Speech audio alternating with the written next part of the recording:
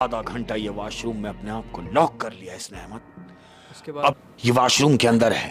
हाँ। और ये सोच रहा है कि मैंने दरवाजा खोलना है और सीधा बाहर की जानिब भागना है। जिस रास्ते से मैं आया हूं मुझे उसी रास्ते से वापस भागना है। ये सोच के जैसे ही दरवाजा खोलता है अहमद, तो जानते हो क्या होता है? हाँ। इसने ये दरवाजा जैसी खोला तो क्या देखता है कि वह मेन रोड पे खड़ा हुआ है। तो उसके करीब पहुंचता है और देखता है तो एकदम चीखता है कि उसके ब्लड निकल रहा है और लड़की से कहता है तुम्हारा दिमाग खराब हो गया है, तुम लोग पागल हो कि इसके गोली लगी हुई है और इस कंडीशन में तुमने इसको घर में रखा हुआ है, फौरन हॉस्पिटल फोन करो, इसको बचाओ। कहती है डॉक्टर साहब आप परेशान ना हो। बड़े सुकून से इत्मीनान से जवाब दे रही है कि आप परेशान ना हो, ये मर चुका है। ये गाड़ी साइड में लगाता है और उससे कहता है कि अपना हाथ मेरे कांधे पे डाल दे। यानी बराबर में हाथ उसने ड्राइवर के कांधे पे डाला और ड्राइवर सेल्फी बना रहा है। सेल्फी क्या बना रहा है? इसने फ्रेम बनाया। अब जब सेल्फी के लिए ओके करना है तो ये बराबर बैठा हुआ ताजिर क्या देख रहा है कि सेल्फी में वो तो नजर आ रहा है लेकिन वो ड्राइवर नजर नहीं आ रहा। अस्सलाम वालेकुम शेख साहब। वालेकुम अस्सलाम। कैसे हैं अहमद? मैं बिल्कुल ठीक हूँ। और आपकी तबीयत कैसी है? अभी फ़ोन पे मेरी बात हुई थी आपसे, तो आप लोगों की तबीयत ख़राब है। हाँ, बस लेट आने के लिए भी मैं माजरत चाहता हूँ। नहीं, मैं तो आपसे कह रहा था कि आप थोड़ा और आराम कर लेते। आराम कर लेते। जो घर के बड़े हैं वो आराम नहीं कर पाते हैं। हाय हाय हाय हाय हाय हाय। वो कहा है ना कि तू ना समझेगा मुफलिसी की मुश्किलात समझ। तू ना समझेगा मुफलिसी की मुश्किलात समझ। हाय हाय हाय। तू ना समझेगा मुफलिसी की मुश्किलात समझ, मैं छोटे घर का बड़ा हूँ मेरी बात समझ। हाय हाय हाय, वाह वाह वाह वाह, क्या कहने शेख साहब, क्या कहने। और वही वाला फार्मूला हम लोग अपनाएंगे। ज़्यादा टाइम नहीं लूँगा मैं आवाम का। बिल्कुल ऐसे। शेख साहब, आज की पहली कहानी। आज की पहली कहानी अपने प्यार करने वाले, अपने मोहब्बत करने वालों के नाम।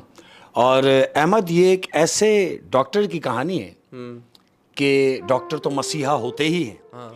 लेकिन कुछ डॉक्टर्स ऐसे होते हैं कि जो सिर्फ माल बनाने के चक्कर में लगे रहते हैं। हाय हाय हाय। मैं नहीं समझता उनको कि वो मसीहा होंगे जो माल बनाने के लिए डॉक्टर बनते हैं। मसीहा तो वो होता है कि जो खुदा के लिए काम करे, खुदा की राह के लिए काम करे।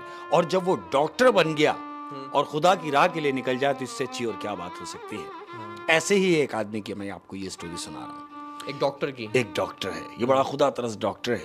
अच्छा। डॉक्टरी की बड़ा माल बनाया अल्हम्दुलिल्लाह। जब तक क्लिनिक रहा, हॉस्पिटल्स में रहा, रिटायर्ड होने के बाद इसने ये फैसला किया कि मैं एक ऐसी जगह अपना क्लिनिक खोलूं कि जहां लोग दूर दूर तक, कोई हॉस्पिटल्स नहीं हो, कोई क्लिनिक ना हो, कोई डॉक्टर ना हो, एक ऐसी गुंजान जगह क्लिनिक खोला जाए कि जहां से लोगों की खिदमत का मौका मिल जाए। इसका मकसद जो है लोगों की खिदमत करना है। यानी वो लोग जो जिनके करीबी गांव में हॉस्पिटल नहीं है, या क्लिनिक नहीं है, उनको शहर जाना पड़ता है। बिल्कुल। उनके लिए ये खिदमत करना, आसानी पैदा करने के लिए कि मैं उसी महल्ले में यानी वहाँ गांव में अपना क्लिनिक खोल लूँ। तो क्या होता है, गांव का इसको पता चलता है कि भाई वहाँ दूर तक कोई हॉस्पिटल्स नहीं है, लोग अक्सर और बेशतर बड़े परेशान हो जाते हैं, कई लोग मर भी जाते हैं। ये उस इलाके में यानी एक छोटा सा गाँव है, वहाँ जाके अपने ये क्लिनिक का ओपनिंग करता है। वहाँ जाके जगह वगह देखता है, बेहतरीन। अब ये क्लिनिक बनाना इसने शुरू किया, ये सोच के कि लोगों की खिदमत करनी है, बड़ी अच्छी बात है। क्लिनिक बना रहा है। दिन में देखते कुछ गांव के लोग गुजर रहे हैं, उन्होंने देखा भाई ये क्या बन रहा है। पूछा अरे भाई क्या हो रहा है? तो डॉक्टर ने कहा कि मैं आप लोगों की आसानी के लिए, लोगों की खिदमत के लिए मैं यहाँ एक क्लिनिक खोल रहा हूँ जिसमें तमाम अमराज का मैं इलाज करूंगा। अच्छा। बड़े खुश होते हैं गांव के लोग कि बड़ी बड़ी अच्छी बात है भाई कि हमें दूर ना जाना पड़ेगा। उन्होंने भाई बहुत अच्छी बात है, हमारी नई ख्वाहिशात आपके साथ हैं, हमारे लायक कोई काम हो तो हमें बताइएगा। ठीक है। डॉक्टर बोलता है भाई बहुत शुक्रिया आप लोगों का। तो गांव के लोग मालूम है उसको क्या कहते हैं? क्या कहते हैं? देखें डॉक्टर साहब, आप अपने ये क्लिनिक तो खोल लेंगे लेकिन क्लिनिक की जो बैक साइड का जो एरिया है, आप कोशिश कीजिए कि उस तरफ आपका जाना ना हो। ये कहता भाई ऐसा क्यों? कहता आपके क्लिनिक के पीछे एक पुरानी हवेली है, खंडरात नुमा, तो कोशिश कीजिए कि उस तरफ आपका जाना ना हो। इसको फिर तजस्सुस होता है कि भाई आप ये बात मुझे क्यों समझा रहे हैं। गांव वाले कहते हैं कि हमने सुना है, देखा हमने नहीं है, लेकिन हमने सुना है कि वहां उस हवेली में कुछ असरात हैं। ये कहता है तुम पागल हो गए हो, तुम किस दौर में हो और इस दौर में भी तुम इन सब बातों पे बिलीव करते हो। मैं इन सब बातों को नहीं मानता। गांव वाले कहते हैं आपकी मर्जी, वो अपने चले जाते हैं। अलगरज क्लिनिक तामीर होता है, क्लिनिक चल पड़ता है। अब क्लिनिक जैसा हस्ब दस्तूर, लोग बड़े खुश हैं, मरीज आ रहे हैं, जा रहे हैं, चल रहा है। कुछ दिन गुजरे। अब ये क्या है कि इसने ये फैसला किया कि मैं, जब मुझे काम यही करना है, नेकियां करनी है, तो फिर मैं ये रात में भी क्लिनिक खुला रहेगा, 24 आवर्स। हाँ, खुला हुआ। खिदमत का इतना जज्बा था उसमें। ये रात में अपने क्लिनिक पे बैठा हुआ है, तकरीबन 2-2:30 बजे का टाइम है। अहमद क्या देखता है, एक बूढ़ा शख्स कड़कती हुई ठंड में चादर लपेटे इसके क्लिनिक में दाखिल होता है और कहता है, डॉक्टर साहब। ये एकदम अपनी सीट से खड़ा हो जाता है। जी फरमाइए। कहता, फौरन चलिए, मेरी बेटी की बहुत हालत खराब है। ये फौरन अपना बॉक्स उठाता है और कहता, चलिए।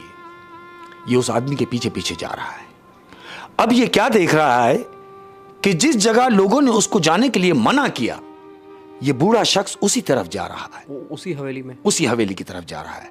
ये भी उसके साथ साथ जा रहा है, लेकिन चूंकि ये उन सब चीजों को नहीं मानता, हाँ, इसने मना कर दिया था, लेकिन चूंकि इंसान है, हाँ, उसके दिमाग में वो बात है जो गांव वालों ने उससे कही है। हाँ। अलगरज ये हवेली तक पहुंचा, बूढ़ा दरवाजा खोलता है, ये दोनों अंदर दाखिल होते हैं। अब जब अंदर जाते हैं तो डॉक्टर मालूम है क्या देखता है?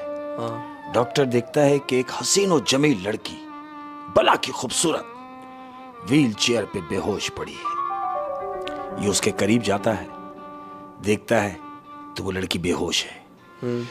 ये कुछ दवाइयां लिखता है, उसके बाप को देता है कि आप ये दवाइयां लाके इसको इस्तेमाल कराइए। कह के जाने लगता है। इसका बाप उसको पैसे देता है। कहता, नहीं, मैंने ये काम खिदमत खल्क के लिए कर रहा हूं और मैं ये करता रहूंगा। वो कहता, नहीं, आप ये रखें। बहरहाल वो पैसे नहीं लेता और चला जाता है। डॉक्टर चला गया। डॉक्टर बाहर चला जाता है। दूसरा दिन होता है तो उस लड़की का बाप, यानी वो बूढ़ा आदमी जो उसको लेने आया था, वो बूढ़ा आदमी दोबारा क्लिनिक आता है और डॉक्टर को कहता है, डॉक्टर साहब, आपका बहुत शुक्रिया कि जो दवाइयां आपने लिख के मुझे दी थी, मैंने वो अपनी बच्ची को खिलाई हैं, जिससे उसको बहुत आराम हुआ है और वो इस कदर आराम महसूस कर रही है कि वो अपने मसीहा को देखना चाहती है। यानी वो डॉक्टर कहता है, मैं समझा नहीं। वो कहता है डॉक्टर से कि मेरी बच्ची आपसे मिलना चाहती है। ये बड़ा खुश होता है, बोलता है, चलिए। ये उसके घर जाता है। वो बूढ़ा शख्स दोबारा उसको उस हवेली में लेके गया। ये जैसी दाखिल होता है, ये क्या देखता है कि लड़की व्हील चेयर के बगैर खड़ी हुई है।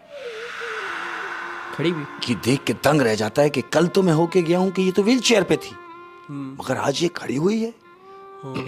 जानते हो लड़की उससे क्या कहती है? क्या? लड़की उससे कहती है, डॉक्टर साहब, अस्सलाम वालेकुम। वालेकुम सलाम। डॉक्टर साहब, आपका बहुत शुक्रिया कि जो आपने मेडिसिन मुझे दिए और मैंने इस्तेमाल की और मैं सेहतयाब हो रही हूँ।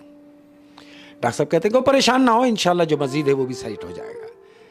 ये कह के वो जाने लगता है। डॉक्टर साहब जा रहे हैं। डॉक्टर साहब जाने लगते हैं तो कहती है, ठहरिए डॉक्टर साहब। डॉक्टर घूमता है, वो उससे कहती है कि मैं ठीक तो हो जाऊंगी ना? डॉक्टर है, कहता, हाँ बिल्कुल ठीक हो जाओगी। कहती है, डॉक्टर साहब, आप सही कह रहे हैं, क्या मैं ठीक हो जाऊंगी?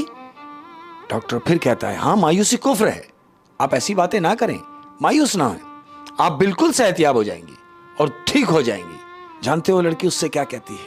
क्या? डॉक्टर साहब, ये तो आप कह रहे हैं कि मैं ठीक हो जाऊंगी। वो अपने गुस्से की नजर से अपने वालिदैन की तरफ देखती है और डॉक्टर को कहती है कि मैं आपसे कुछ बात करना चाहती हूँ, जिसके लिए आपने मुझे टाइम देना है। डॉक्टर कहता, मैं समझा नहीं। कहती कि आप कल मुझे मिलने आएंगी मेरे घर यहां, जो मैं आपसे कुछ बात शेयर करूंगी। डॉक्टर कहता है, अरे भाई कीजिए, मैं मौजूद हूं। वो कहती है, नहीं, अभी नहीं, ये बात मैं आपसे कल करूंगी। सुनता है और बाहर चला जाता है। दिन गुजरता है। सारा दिन डॉक्टर साहब यही सोच रहे हैं कि वो आखिर ऐसी कौन सी बात है जो उसने उस वक्त नहीं की और आज करना चाह रही है। नेक्स्ट डे हुआ, डॉक्टर उसके घर गया, दरवाजा नॉक किया, हवेली का दरवाजा खुला और ये अंदर दाखिल होता है। लड़की खड़ी है, कहती, आइए डॉक्टर साहब, आइए, मैं आपको कुछ दिखाना चाहती हूं। कहता है, दिखाइए। कहती, आइए मेरे साथ। लड़की डॉक्टर को लेके ऊपर जाती है। ऊपर के कमरे का दरवाजा खोलती है तो क्या देखता है डॉक्टर कि एक बूढ़ी औरत बैठी हुई। वो बूढ़ी औरत बैठी हुई है। डॉक्टर ने उसको देखा। लड़की ने उस बूढ़ी औरत से पूछा कि कहां है तुम्हारा बेटा? तो उस बूढ़ी औरत ने उस लड़की को जवाब दिया कि वो तो अंदर आराम कर रहा है। डॉक्टर ये सब सुन रहा है। डॉक्टर ने अंदर कमरे की जानिब जो झांका है तो क्या देखता है, एक जवान लड़का बेड के ऊपर लेटा हुआ है, लेकिन उसके जिस्म से खून का फुवारा निकल रहा है। डॉक्टर फौरन उसकी तरफ भागता है। डॉक्टर उसके करीब पहुंचता है और देखता है तो एकदम चीखता है कि उसके ब्लड निकल रहा है, और लड़की से कहता है तुम्हारा दिमाग खराब हो गया है, तुम लोग पागल हो कि इसके गोली लगी हुई है और इस कंडीशन में तुमने इसको घर में रखा हुआ है, फौरन हॉस्पिटल फोन करो, इसको बचाओ। कहती है डॉक्टर साहब आप परेशान ना हो। बड़े सुकून से इत्मीनान से जवाब दे रही है कि आप परेशान ना हो, ये मर चुका है। अब चूंकि डॉक्टर है, डॉक्टर उसकी नब्ज चेक करता है, तो नब्ज चेक करने के बाद उसको ये यकीन हो जाता है कि ये तो वाकई मर चुका है। डॉक्टर उससे बोलता है कि जब इसको गोली लगी थी तो तुमने इसको फौरी ऑपरेट क्यों नहीं कराया, हॉस्पिटल क्यों नहीं लेके गए? तो कहते डॉक्टर साहब आप परेशान ना हो, आप परेशान ना हो। क्यों? क्योंकि ये 15 साल पहले ही मर चुका है। डॉक्टर ये सुन के बड़ा परेशान हो जाता है कि 15 साल पहले? तुम क्या बात कर रही हो, मेरे को समझ में नहीं आ रहा, मुझे सारा माजरा बताओ। तो ये डॉक्टर को जानते हो क्या कहती है? ये डॉक्टरों को माजरा बता रही है कि मैं इस लड़के से बेतहाशा प्यार करती थी, हम दोनों एक दूसरे को बहुत चाहते थे, लेकिन चूंकि मेरे माँ बाप हमारी शादी के खिलाफ थे और मैं अपने घर से भाग गई। मैं इसके साथ भाग के हमने शादी की। शादी करने के बाद हम हंसी खुशी रह रहे थे। ये मेरे बाप से हजम ना हुआ और वो शहर हमें ढूंढकर उसने मेरे इस प्यार को गोली मार दी। ये वो गोली लगी हुई है जो 15 साल पहले मारी गई है, लेकिन मैंने अपने प्यार का इंतकाम अपने वालिदैन से लिया। ये डॉक्टर को बता रही हो, जानते हो कैसे? कि मैंने अपने हाथों से अपने वालिदैन को जहर दिया, मैंने उन्हें मार दिया और खुद भी जहर खा गई। डॉक्टर ये सारी बातें सुन रहा है, लेकिन कह रहा है कि शायद ये पागल हो गई है। लड़की इतनी बात करके ढेर हो जाती है, नीचे जमीन पे गिर के बेहोश हो जाती है। डॉक्टर बड़ा परेशान है कि एक जवान लड़की वहां पड़ी हुई है, ये उसको हिलाता है लेकिन वो बेहोश है। वो उसको उठा के नीचे ले जाने की कोशिश करता है कि मैं इसको नीचे उठा के ले जाऊं। डॉक्टर उठाता है तो वो बहुत हेल्थी है, उठ नहीं सकती, वजनी है। लड़की को वहीं छोड़ता है और ये सोचता है कि इसका बाप नीचे बैठा हुआ है, मैं इसके बाप को ऊपर लेकर आता हूं। डॉक्टर दौड़ता हुआ नीचे आता है। अब जब नीचे आता है तो वो लड़की के बाप से मुखातिब होता है कि अरे भाई सुने आपकी बेटी ऊपर बेहोश पड़ी है, उसको जाके देखें। कहता क्या हो गया डॉक्टर साहब? वो कहता है मैं कह रहा हूं आपकी बच्ची ऊपर बेहोश पड़ी है, उसे जाके उठाएं। कहता है डॉक्टर साहब तुम्हारा दिमाग खराब हो गया है, मेरी बच्ची तो ये बैठी। अब जो वो जरा सा साइड में होता है तो डॉक्टर देखता है कि वही लड़की जिसको वो ऊपर बेहोश देख कर आया है, वो नीचे उसी व्हील चेयर पे बैठी है जो फर्स्ट टाइम उसने देखी। वो लड़की व्हील चेयर पे बैठी है। डॉक्टर उससे कहता है कि तुम तो ऊपर थी। कहती है नहीं मैं तो यही हूं। तो कहता फिर वो ऊपर? कहती कहां ऊपर? वो कहता तुम्ही ने मुझे बताया कि तुमने अपने मां बाप को जहर दिया और खुद भी जहर खा के मर गई, तो वो तुम तो थी। ये बाप सब सुन रहा है और बाप डॉक्टर से कहता है तो क्या इसका मतलब है कि मेरी बेटी ने आपको सब कुछ बता दिया? डॉक्टर कहता है अरे भाई मुझे सब कुछ बता दिया, छोड़े इन बातों को। सबसे पहले यह बताएं वो जो ऊपर लाश पड़ी है उस लाश का क्या करना है? वो आदमी डॉक्टर को बताता है कि तुम तो एक लाश की बातें कर रहे हो, अरे यहां तो लाशें ही लाशें हैं, और जिस जगह तुम खड़े हुए हो यह हवेली नहीं एक कब्रिस्तान है। क्यों? क्योंकि हमें तो पहले ही 15 साल पहले जहर दे के मार दिया था। उस लड़की ने बताया था कि मैंने अपने माँ बाप को जहर दे के मार दिया और खुद भी जहर खा के खुदकुशी कर ली उसने। अब डॉक्टर ने जब ये बात सुनी है कि ये जहां मैं खड़ा हूं ये एक कब्रिस्तान है, डॉक्टर निकल के वहां से भागा है। अब जब भागा है डॉक्टर बुरी तरीके से, हवेली का दरवाजा छोड़ता है। अब जब पीछे घूम के देखता है अहमद, तो वाकई वहां हवेली नहीं थी, वो पूरा कब्रिस्तान होता है। वहां कब्रें ही कब्रें हैं अहमद, कब्रें ही कब्रें हैं। ओह वाह, बहुत ही ज़बरदस्त कहानी थी। और क्योंकि लड़की बहुत मोहब्बत करती थी लड़के से। जी हाँ। ये बात उसके माँ बाप को पसंद नहीं आई। वो लड़की को भगा के ले गया, उसने वहाँ से शादी की। बिल्कुल। और उसके माँ बाप ने लड़के के सीने पे गोली मारी जिससे उसके जो है क्या कहते हैं सीने से खून बाहर आया। लेकिन ये खून डॉक्टर ने देखा और उसने बोला ये लाश है। लेकिन वो तो 15 साल पहले मर चुके हैं। चूंकि लड़की ने अपने प्यार का इंतकाम उनने अपने वालिदैन को मार देने की सूरत में लिया कि उसने अपने माँ बाप को भी जहर दिया और खुद भी जहर खा के मरी। ये लड़की ने इंतकाम लिया था। और आप देखें ना, वो जो हवेली डॉक्टर गया था देखने उस लड़की को, तो हवेली तो थी नहीं, वो तो कब्रिस्तान था। और वहाँ सब ये दफन थे पहले से ही दफन थे। ओए शेख साहब, दूसरी कहानी, इस कहानी से मैं निकल तो नहीं पाऊंगा। लेकिन ये है कि आप अपनी दूसरी कहानी स्टार्ट करते हैं। अहमद, ये कहानी है लाहौर में, एक इलाका है मुगलपुरा। हाँ, बड़ा मशहूर है मुगलपुरा में एक मिठाई की दुकान है जो बड़ी मशहूर है, बहुत बेहतरीन तरीके से बड़ा शॉप बनाई हुई मिठाई की दुकानों में। उस मिठाई की दुकान वाले की क्वालिटी ये है कि उन्होंने अपने राइडर रखे हुए हैं, यानी मिठाई की इतनी सेलिंग है कि उन्होंने अपने राइडर रखे हैं, नाइट के अलग और दिन के अलग। 24 घंटे दुकान खुली हुई है, मिठाई बन रही है, लोग ला रहे हैं, जा रहे हैं। तो राइडर जो रखे हुए हैं उन्होंने मिठाई देने के लिए, एक दिन क्या होता है कि इनको एक कॉल आती है, तकरीबन रात को 3, साढ़े 3 बजे कॉल आई है कि जी 25 किलो मिठाई फलानी लोकेशन पर लेके पहुंचना है। 25 किलो मिठाई। दुकान का मालिक सोचता है यार इतनी रात को 25 किलो मिठाई किसको जरूरत पड़ेगी।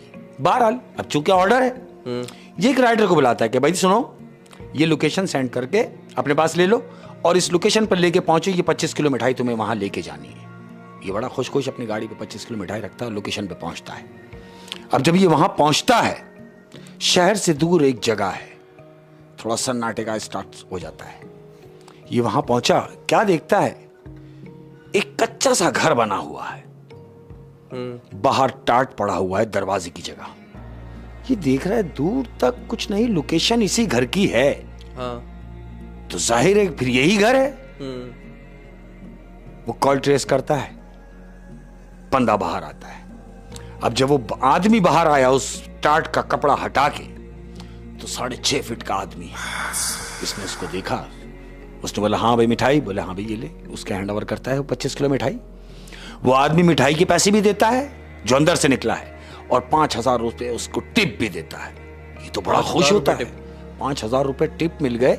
ये कहता है यार मैं बड़े बड़े घरों पे लेके जाता हूँ, ऑर्डर, लेकिन 5,000 मगर 5,000 तो टिप मुझे किसी ने भी नहीं दी। और एक छोटा सा कमरा, एक छोटा सा घर जिसमें टाट का पर्दा पड़ा हुआ है, उसने मुझे 5,000 टिप दी। बड़ा खुश, हैप्पी वापस आता है हस्बे दस्तूर।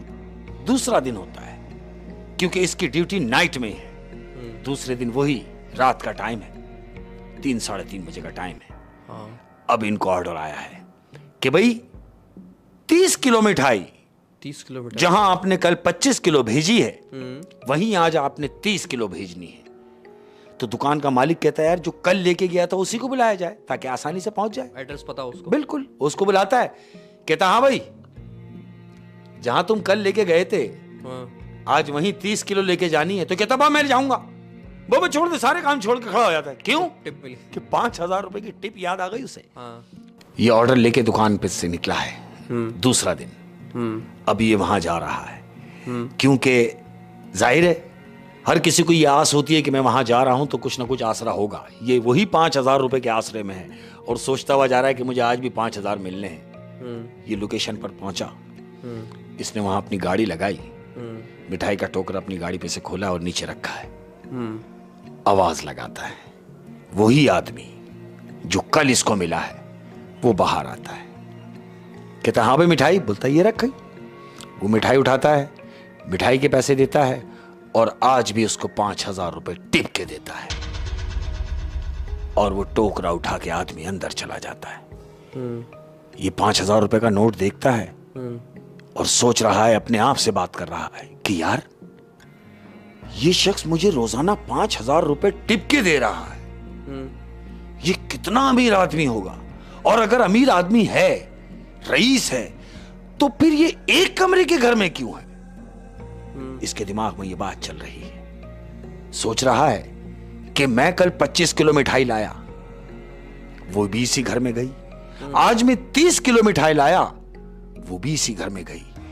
तो इस एक कमरे के घर में कितने लोग होंगे जो इतनी मिठाई खा रहे हैं? ये अपने आप से बातें कर रहा है। बहुत सारे सवाल उसके ज़हन में, अपने दिमाग में ये दौड़ा रहा है। इसके दिमाग में ख्याल आया कि क्यों ना किसी बहाने घर के अंदर जाया जाए और जायजा लिया जाए कि आखिर ये सब मामलात हैं क्या। मैं इन सब मामलात को करीब से क्यों ना देखूं। इसके दिमाग में चल रही है। अहमद इसने दोबारा आवाज लगाई, एक आवाज लगाई, कोई ना आया। इसने दूसरी आवाज लगाई, कोई ना आया। तीसरी आवाज लगाई तो वही शख्स जो मिठाई का टोकरा लेके अंदर गया था वो बाहर आता है और इससे आके कहता, अरे तुम अभी तक यही हो, गए नहीं? किराए में जाता कैसे? मैं ये सोच रहा हूं कि अगर आपको नागवार ना गुजरे, अगर आपको नागवार ना गुजरे तो मैं आपका वॉशरूम इस्तेमाल कर सकता हूं, क्योंकि मेरा सफर दूर है और मैं अपना सफर तय नहीं कर सकूंगा इस कंडीशन में। तो वो कहता है, अच्छा तो फिर आओ मेरे साथ। वो शख्स अब इसको पहली दफा उस टाट के कमरे में लेके जा रहा है। उस शख्स ने इसका हाथ पकड़ा और कहता है, आ जाओ मेरे साथ। हाथ पकड़ के इसको अंदर लेके गया, टाट हटाया। ये जैसे अंदर दाखिल हुआ है अहमद, इसने क्या देखा? ये अंदर दाखिल हुआ और देखता है कि अंदर वो घर, वो अंदर से महल बना हुआ है अहमद, और 1000 आदमी उस घर के अंदर मौजूद है। सबने चादरें डाली हुई हैं, चेहरा किसी का नजर नहीं आ रहा, और सब के सब मिठाई खा रहे हैं। वो सब मिठाई खा रहे हैं। इसका तो रुआ खड़ा हो गया कि ये क्या मामला है। ये डर के भागा नहीं वहां से। भागता कैसे? क्योंकि उस शख्स ने उसका हाथ पकड़ा हुआ है। इसने उससे हाथ छुड़ाना चाहा। उसने बोला, किधर? बोला, बस मैं जा रहा हूं। बोला, नहीं, तुम तो वॉशरूम इस्तेमाल करने आए हो, आओ वॉशरूम तो ले चलूं तुम्हें। अब ये मुसलसल चल रहे हैं उस एक कमरे के घर में, उस एक ही कमरे के घर में चल रहे हैं अहमद। और चलते चलते 5 मिनट के बाद उसने एक स्टेप ऊपर जीना चढ़ा है, और जीना चढ़ने के बाद वो वॉशरूम में दाखिल हुआ है। वो कहता है, ये वॉशरूम है, जाइए यूज कीजिए। एक कमरे के घर में कोई 5 मिनट कैसे चल सकता है? वो उधर ही चल रहा है। और उसके बाद एक स्टेप ऊपर चढ़ा, एक स्टेप ऊपर चढ़ा तो ऊपर वॉशरूम बना हुआ है। हाँ। वो वॉशरूम में दाखिल हुआ है और अंदर से उसने वॉशरूम बंद कर दिया। अब ये जिस काम से गया था वो काम तो उसका रह ही गया, क्योंकि उसके तो हवास उड़ चुके हैं कि ये हुआ क्या है और मैंने देखा क्या है। एक कमरे के घर में उसने इतने सारे अफराद चादर डले हुए देखे, और सब मसरूफ अमल हैं कि मिठाई खा रहे हैं। सब मिठाई खा रहे हैं, सब मिठाई खा रहे हैं। ये डर रहा है कि अब ऐसा ना हो कि मैं वॉशरूम का दरवाजा खोलूं, मुझे वापसी भी वहीं से जाना है। इसको ये अंदर खौफ है। आधा घंटा ये वॉशरूम में अपने आप को लॉक कर लिया इसने अहमद। उसके बाद अब ये वॉशरूम के अंदर है। हाँ। और ये सोच रहा है कि मैंने दरवाजा खोलना है और सीधा बाहर की जानिब भागना है। जिस रास्ते से मैं आया हूं मुझे उसी रास्ते से वापस भागना है। ये सोच के जैसे ही दरवाजा खोलता है अहमद, तो जानते हो क्या होता है? हाँ। इसने ये दरवाजा जैसी खोला तो क्या देखता है कि वह मेन रोड पे खड़ा हुआ है। कोई घर नहीं, कोई लोग नहीं, कोई झोपड़ी नहीं, कुछ भी नहीं। वहां कोरा वो अकेला खड़ा है रोड के ऊपर। जितने रास्ते से वो चलकर आया था वो कोई रास्ता नहीं है। क्या देखता है कि सामने उसकी बाइक खड़ी हुई है। बस ये अपनी बाइक पे बैठता है, किक मारता है और जितनी तेजी से दौड़ा सकता था वहां से दौड़ाता है। ये अपने घर पहुंचता है अहमद। और 3 दिन इसको बुखार में, यानी ये 3 दिन बुखार से नहीं उठ पाता है। चौथे दिन जानते हो जब ये अपनी ड्यूटी ज्वाइन करता है, हाँ। ड्यूटी गया है तो चौथे दिन इसका मालिक उसको कहता है, हाँ भाई कैसी है तबीयत? कहता है, हाँ पहले से बेहतर है। ये उनको कुछ बताता नहीं है? कुछ नहीं, इसने किसी को भी कुछ नहीं बताया, किसी से भी कुछ नहीं कहा कि बस मुझे बुखार है। और ऐसे ही कि उसको बुखार चढ़ गया 3 दिन। लेकिन उसको बुखार किस वजह से चढ़ा उसने ये किसी को भी नहीं बताया। अब चूंकि चौथा दिन है तो मालिक इससे पूछ रहा है, हाँ भाई आज रात को 2:30 बजे तुमको उसी लोकेशन पे मिठाई लेके जानी है जहां तुम 4 दिन पहले जाते रहे। तो ये खड़ा हो जाता है और हाथ जोड़ के बोलता है, खुदा के वास्ते मुझे काम करने दे और मुझे जिंदा रहने दे। बोलता है, क्या मकसद? कहता, नहीं मैं वहां नहीं जाऊंगा, वहां मैं तो क्या तुम किसी को भी मत भेजना। फिर ये उनसे वो बात शेयर करता है। मैं समझ गया हूँ। वो जो जहाँ से ऑर्डर आ रहा है, हाँ, इसको, वो जिन्नात थे, वो इंसान नहीं थे। हाँ, क्योंकि बाहर से वो झोपड़ी कुछ नजर ही नहीं आ रही। बिल्कुल। एक कमरे की झोपड़ी में इतने अफराद लाइन से बैठ गए और कितनी 30 किलो मिठाई खा रहे। उसने जब टाट हटाया है और जब वो अंदर दाखिल हुआ है, तो उसने देखा कि अंदर महल बना हुआ है। महल बना हुआ है, और ये उसने वॉशरूम में डिसाइड कर लिया था, हाँ, कि मैंने निकल के भागना है। उसको सोचने का टाइम मिल गया। बिल्कुल। लेकिन बाहर आया तो कुछ इतनी मोहलत ही ना मिली कि वो भागे। उसको तो वही गाड़ी मिली कि दरवाजा खुला और सामने गाड़ी खड़ी हुई है। ये सब वो लोग हैं। अच्छा, ऐसा भी मैंने सुना है कि जब जो नेक जिन्नात होते हैं, अगर उनका किसी को पता चल जाए एड्रेस, तो वो फिर वहाँ नहीं रहते। हाँ, वो जगह चेंज कर देते, वो अपनी जगह चेंज कर लेते। बिल्कुल ऐसा ही। हाँ, लेकिन क्योंकि इसको एड्रेस पता चल गया था, हाँ, तो उन्होंने ये सोचा कि बजाय इसके कि ये यहाँ सबको बताए, तो उससे बेहतर है कि इसको भेजा जाए और खुद भी कहीं कूच किया जाए। और ये भी देखे ना कि जैसे ही वो इंटर हुआ, हाँ, उसकी झोपड़ी में, हाँ, इसने भागना चाहा, ये नहीं भाग सका क्योंकि उसने उसका हाथ पकड़ा हुआ था। हाँ। यानी इससे ये जाहिर होता है कि जब बाइक वाला जो राइडर है, जब वो ये प्लान बना रहा था कि मैं अंदर जाके देखूंगा कि क्या है, हाँ, तो ये बात वो सब समझ चुका था। उस जिन्नात को पता चल गई। बिल्कुल, वो सब समझ चुका। जब इसने इसका हाथ पकड़ा, हाँ, और उसको फिर मजा बाहर नहीं जाने दिया, बजाय इसके कि बाहर जाता उसको अंदर ही ले गया। हाँ, लेकिन अच्छी बात ये है कि उसने उस पर कोई जानी हमला नहीं करा। हाँ, बिल्कुल, कोई अटैक नहीं किया। बिल्कुल। ये शायद उसको इसकी सजा मिली है कि हर मामले में इतना नहीं घुसते हैं। नहीं घुसना चाहिए। बिल्कुल ऐसा ही। वो 5,000 रुपए के चक्कर में गरीब है ना, वो घुसा जा रहा था। हाँ, लेकिन 5,000 रुपए की टिप, और अगर मैं आपको एक बात बताऊं, और अगर वो ये जो राज है, हाँ, अगर ये फाश ना करता, हाँ, तो 5,000 रुपए मिलते रहते उसको। मैं तो समझता हूँ रोज, हाँ, रोज मिठाई ला, रोज 5,000 ले। अपने पैर पे कुल्हाड़ी। सही बात है। वो क्या कहते हैं ना कि वो कहते हैं कि मुर्गी ना ज़िबा करो, बस अंडे खाए जाओ। उसने सोचा एक साथ ही अंडे खा जाऊं, तो वो एक अंडे से भी गया और मुर्गी भी गई। और उसकी जो हालत खराब हुई वो अपनी जगह। बिल्कुल। 3 दिन बुखार में पड़ा रहा। ओए शेख साहब, तीसरी और आखिरी कहानी। ये तीसरी कहानी अहमद, मेरे एक बड़े अच्छे वेल विशर हमारे दोस्त हैं। अच्छा।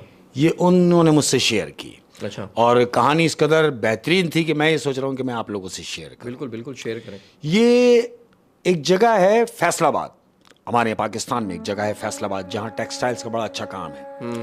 तो हमारे कराची का एक ताजिर, खाता पीता काम करने वाला आदमी, टेक्सटाइल्स का काम, कपड़े उपड़े का काम करने का, ये अपने कारोबारी सिलसिले में फैसलाबाद जा रहा है। अकेला? हाँ जी, फैसलाबाद जा रहा अकेला। ये यहाँ से बस में सवार हुआ है और अपने काम के सिलसिले से निकल गया, फैसलाबाद जा रहा है। गाड़ी जा रही है, हैदराबाद क्रॉस किया, अब थोड़ा सा रनिंग और आगे गई है, तो इन्होंने सोचा, होता है ना ढाबा आता है बीच में, चाय के लिए लगा लेते हैं। तो चाय के लिए इन्होंने बस साइड में लगी है, ये सब पूरी बस उतरी है होटल पर और चाय वाय पीने के लिए बैठ गए। ये जहां जाके बैठा है, इसके अगली टेबल पे चंद लोग बैठे हुए हैं, उसी बस के लोग बैठे हुए हैं। हाँ। और वो बातें कर रहे हैं। अब इसका कॉन्सेंट्रेट उनकी तरफ है। वो लोग क्या बातें कर रहे हैं? वो लोग बातें कर रहे हैं कि यार सुना है इस रोड के ऊपर एक महबूब नाम है उसका, हाँ, कि एक महबूब नामी ऐसा ड्राइवर है जो लिफ्ट देने के नाम पर लोगों को मार देता है। यानी लिफ्ट तो देता है, हाँ, लेकिन उन्हें बिठाने के बाद वो मार देता है। ये क्या वजह है, इसका अभी तक किसी को पता नहीं चला। ये लोग बातें कर रहे हैं, ये उनकी बातें सुन रहा है और उन लोगों पे अंदर ही अंदर हंस रहा है कि ये लोग कौन से लोग हैं और किस दौर में जी रहे हैं कि आज तक इन बातों पे ये यकीन कर लेते हैं। ये ताजिर हंस रहा है, उनकी हंस रहा है अंदर ही अंदर। चलो भाई चले, मैं वापस बैठे। हाँ भाई, सब बस में वापस सब बैठ गए। बस को 2-2.5 घंटे और चली है अहमद। उसके बाद रात का सन्नाटा है, बस खराब हो गई है। अब जब बस खराब हो गई है तो ड्राइवर कहता है भाई बस के दूसरी बस आने में 4 घंटे लगेंगे। 4 घंटे? 4 घंटे आप रुक जाएं तो हमारी जो कंपनी की दूसरी गाड़ी हम आप सबको उसमें कन्वर्ट कर देंगे। ये सोचता है कि यार 4 घंटे किसके पास हैं? मेरा तो 1-1 मिनट कीमती है। ये अपना बैग वैग उठाता है और बस से नीचे उतरता है। इसको लोग रोकते हैं, कहां? बोले भाई मुझे तो जल्दी पहुंचना है। बोला तो जल्दी से कैसे पहुंच जाएंगे? कहता मैं कुछ भी लिफ्ट लेता हुआ पहुंच जाऊंगा, मैं लिफ्ट ले लूंगा। लोग कहते हैं इतनी रात को तुम्हें कौन लिफ्ट देगा? कहता मैं निकल जाऊंगा, मेरे लिए परेशान ना हो। ये अपना बैग इसने लिया और ये पैदल पैदल मार्च करता हुआ जा रहा है। ये थोड़ी ही दूर पहुंचा है तो इसके बराबर से एक कार निकलती है जिसको क्रॉस करके निकल गई है। इसने उसको हाथ दिया, उस कार वाले ने इग्नोर किया, लेकिन आगे जाके कार रोक दी। आगे जाके ब्रेक मारा है। वो कार रिवर्स लेके आता है और इसके पास आके खड़ा हो जाता है और इससे आके पूछता है, जी फरमाइए, आप हाथ दे रहे थे, लिफ्ट चाह रहे थे, कहिए कहां जाना है? ये अपनी गर्दन नीचे करता है और उससे कहता है कि मुझे फैसलाबाद जाना है। तो ड्राइवर जानते हो उससे क्या कहता है? हाँ। कहता है चलो अच्छा होगा जब हम 1 से 2 हो जाएंगे, क्योंकि मैं भी फैसलाबाद ही जा रहा हूं। वो अगला दरवाजा खुलता है, वो अंदर बैठ जाता है और बैठते ही कहता है शुक्र है कि मुझे सवारी मिल गई। अब ये गाड़ी निकली है, ये दोनों कार में बैठे हैं, कार चल रही है, कार ड्राइव हो रही है। ये क्या करता है कि अपनी जेब से सिगरेट का पैकेट निकालता है, सिगरेट जलाने लगता है। तो ड्राइवर उससे कहता है कि आप सिगरेट ना ही जलाएं तो बेहतर है। वो कहता है भाई क्यों, मैं तो पीता हूं। तो ड्राइवर उससे कह रहा है कि अरे भाई तुम देखो सिगरेट के पैकेट की डब्बी पे लिखा हुआ है कि ये मुजीर सेहत है, इससे आदमी मर भी सकता है। हाँ। ये जानलेवा है।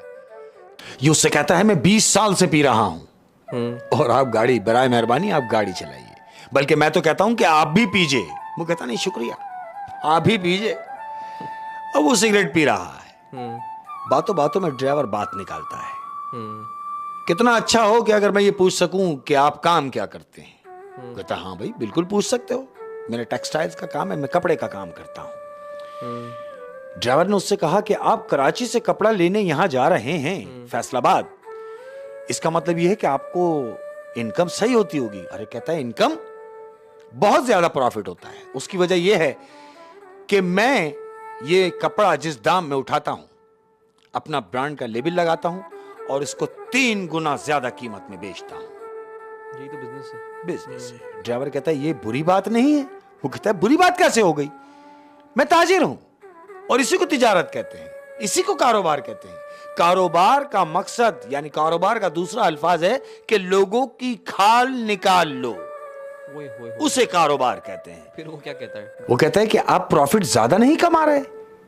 ये मुस्कुराता है अहमद और मुस्कुरा के उसको जवाब देता है कि आपसे पहले भी कई लोगों ने मुझे ये बात समझाई है कि आप 2 प्रॉफिट ले, दुगना प्रॉफिट कर लें, ये 3 गुना तो ज्यादा होता है।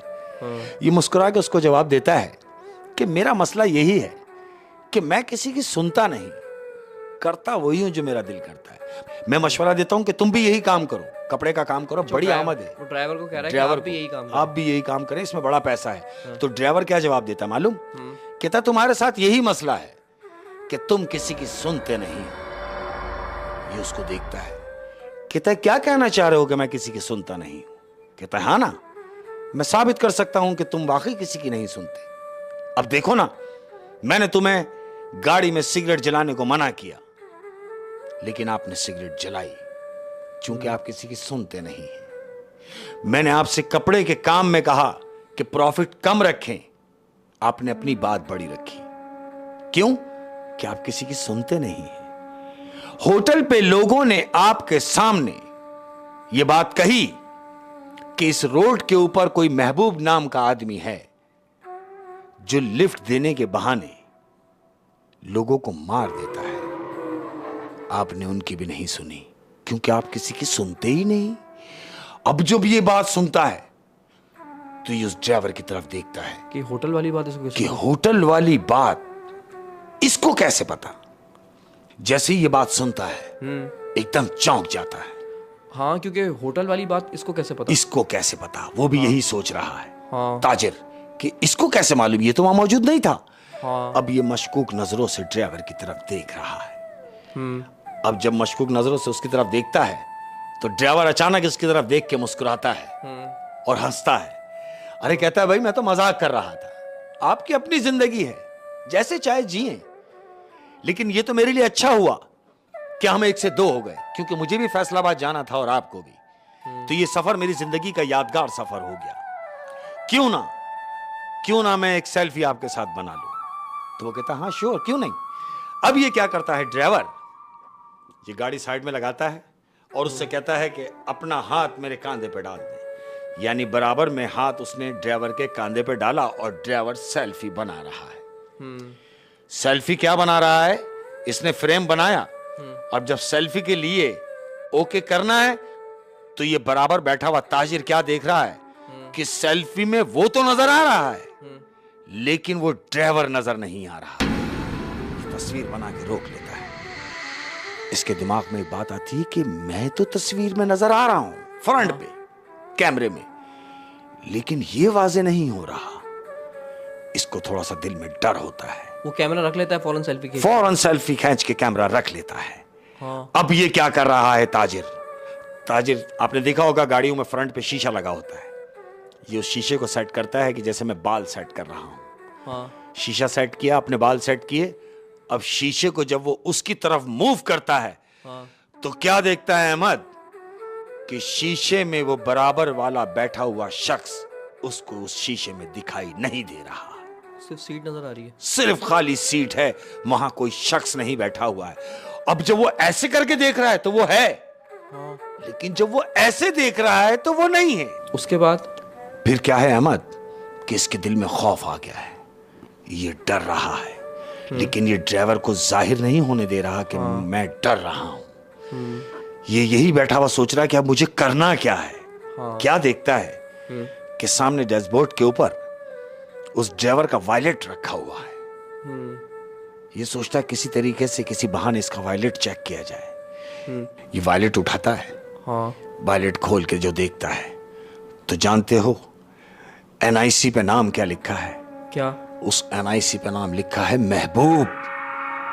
और ये वही महबूब है जो लिफ्ट देने के बहाने लोगों को मार देता है। इसकी समझ में आ जाता है सारा गेम कि मैं अब फंस चुका हूं। होटल पे लोगों ने महबूब नाम लिया था तो उसको याद रह गया। इसने जब ये नाम पढ़ा महबूब तो ये वही महबूब है। अब ये समझ गया कि अब ये मेरे साथ क्या होने वाला है। ये ड्राइवर को कहता है गाड़ी साइड में लगाओ। वो उसकी बात सुनी अनसुनी कर देता है। वो कहता है सुना नहीं, मैंने कहा कि गाड़ी साइड में लगाओ। तो ड्राइवर उससे मुखातिब होता है, कहता है अब ये गाड़ी रुकेगी नहीं। क्योंकि तुम जिस तरह लोगों की सुनते नहीं उसी तरह मैं भी तुम्हारी सुनूंगा नहीं। और गाड़ी पट के रखी हुई है। ये जब शोर शराबा करता है, चलती गाड़ी से कूदने की कोशिश करता है तो वो ड्राइवर इसके गले पे हाथ रख देता है। अब जब इसके गले पे हाथ रखता है ये बेहोश हो जाता है। कुछ देर के बाद जब इसकी आंख खुलती है तो ये क्या देखता है कि सामने फ्रंट पे कुछ लोग जमा है। एक्सीडेंट की सी सूरत है। इसने देखा कि ड्राइवर गायब है। अच्छा, वो गायब है, ड्राइवर मौजूद नहीं है। ये दरवाजा खोलता है, गाड़ी से उतरता है और हुजूम की तरफ जा रहा है। ये देखने की क्या हुआ है। ये लोगों को हटाता हुआ वहां तक पहुंचता है। क्या देखता है कि एक गाड़ी कल्टी हुई है। एक गाड़ी पलटी हुई पड़ी है। और जानते हो ये कौन सी गाड़ी है? कौन सी? ये वही गाड़ी है अहमद जिस गाड़ी से ये अभी उतर के गया है। जिस गाड़ी से उसने लिफ्ट ली थी? जिस गाड़ी से इसने लिफ्ट ली थी ये वही गाड़ी है। महबूब की गाड़ी। अब जब ये रश को हटाता हुआ वहां पर पहुंचता है पॉइंट पर तो देखता है कि एक डेड बॉडी उल्टी पड़ी हुई है। इसने देखा कि ये कोई मरा हुआ शख्स है। ये नीचे बैठता है। ये डेड बॉडी सीधी करता है। जब ये डेड बॉडी सीधी करता है तो क्या देखता है कि ये डेड बॉडी उसकी खुद की ही है अहमद। जिसने डेड बॉडी सीधी की है वो उसी की ही लाश है। महबूब इसको मार चुका है। महबूब इसको मार चुका है अपनी गाड़ी में ही। समझे? हाँ, मैं ये कहानी समझ गया। हाँ, कि वहाँ जब इसको लोगों ने बताया था कि एक महबूब नामी इंसान है जो कि लिफ्ट देने के नाम पे लोगों को मार देता जान है, जान से मार देता है। इसको कुछ याद नहीं रहा वहाँ पे, कुछ नहीं, लेकिन इसको नाम याद रह गया, महबूब। और जब उसने सेल्फी ली, हाँ, वो इसको नजर नहीं आया। फिर इसने होशियारी से मिरर चेक किया, हाँ, उसमें भी नजर नहीं आया। तब ये समझ चुका था कि कुछ गड़बड़ है। फिर इसने होशियारी से उसका वॉलेट चेक किया, क्योंकि नाम इसको याद था। बिल्कुल। और जैसे ही इसने नाम देखा महबूब, कंफर्म हो गया, उसकी हवाइयां उड़ गईं। बिल्कुल कि ये वही है। और फिर महबूब ने इसको पता नहीं किस तरह मारा, क्योंकि गाड़ी तो उनकी, ये चलती गाड़ी से कूदना चाह रहा था, हाँ। और इसने, महबूब ने इसके गले पे हाथ रख लिया था। बिल्कुल। लेकिन उसने जो गाड़ी देखी वो पलटी हुई थी। हाँ जी। तो ये भी महबूब की कुछ हेरा फेरी है, हाँ। कि उसने मारा उसको गला दबा के नहीं है, हाँ। मारा उसको किसी और तरीके से, क्योंकि गाड़ी पलटी हुई थी। गाड़ी पलटी हुई थी, हाँ। और जब इसने वो उठा के देखा तो वो वही था। अच्छा, फिर उसको महबूब नजर नहीं आया? हाँ, आया ना नजर। कहाँ नजर आया? जब उसने डेड बॉडी सीधी की है, हाँ। और नजर उठा के देखा है, तो सामने महबूब खड़ा है, और महबूब ने इससे कहा, हाँ। क्यों, अब तो सुनोगे ना बात? अब तो अपने मन की नहीं करोगे, अब तो वही करोगे और उसी पे अमल करोगे जो लोग तुम्हें समझाएंगे। तो बेहतर है कि अगर कोई तुम्हें समझा रहा है तो तुम्हारे अच्छे के लिए उसको समझ लेना चाहिए। ओए होए होए, यानी इसको इस ताजिर को एक घमंड था है? हाँ जी, कि मैं किसी की सुनता नहीं है, किसी की भी नहीं सुनता, मैं अपनी फूंफा में रहता हूँ, तो उसको नतीजे पे भी पहुंच गया। बिल्कुल ऐसे है ना, हाँ। और लेकिन महबूब की कहानी पता नहीं चल सकी कि महबूब क्या था, कौन था है महबूब। वो जो हाईवे के जो रोड होते हैं, हादसात हो जाते हैं, तो वो उनका सिलसिला ऐसा ही होता है कि जब वो एक्सीडेंट इस कदर बुरे होते हैं, हाँ। कि उनकी रूहें घूम रही होती हैं, ये बदरू बन जाते हैं। अच्छा, इस तरह होता है, हाँ। क्योंकि एक बहुत मशहूर कहानी मैंने भी सुन रखी है, सबने सुनी होगी, कि वो हाईवे पे दुल्हन ने किसी से लिफ्ट ली, हाँ।